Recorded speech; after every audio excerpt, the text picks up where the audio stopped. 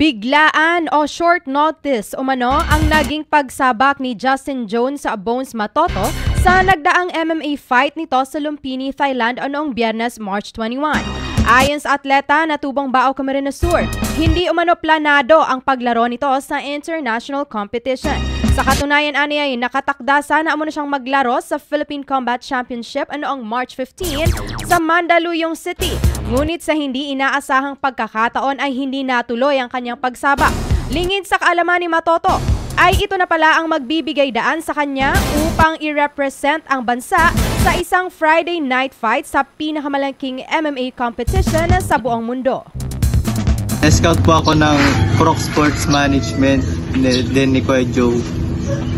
Then yung matchmaker ng One Championship. Na nakita po nila yung record na po na pwede daw po akong itapat dun sa Indiano, which is yung nakalaban ko nung March 21. Then nag-sign po kami ng contract nung March 12.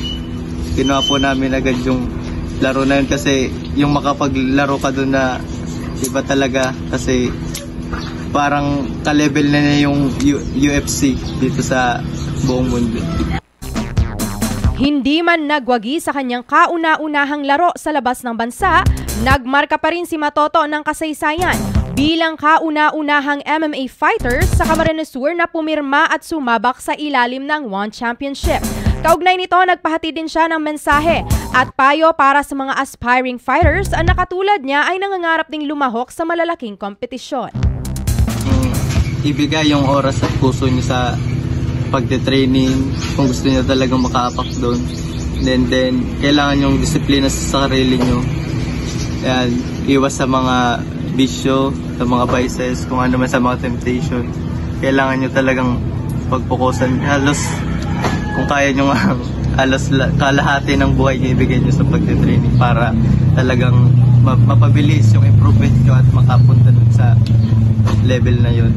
Samantala, laking pasasalamat din ni Matoto sa mga organisasyon, kanyang trainers, sponsors, maging ang kanyang mga pamilya at mga kaibigan na naaniyay sumuporta sa kanya. Si Matoto ay nagsasanay sa ilalim ng OC Fight Gym, Chris Cirillo Mixed Martial Arts Camp at nagko-cross-train sa Smart Fighting Style MMA Gym Iriga. Habang nasa recovery stage pa ang atleta, ibinahagi rin nito na may aabangan pa umano siyang laro sa Philippine Combat Championship. At inaasahan na bago matapos itong taong ito ay makakapaglaro muli sa One Championship.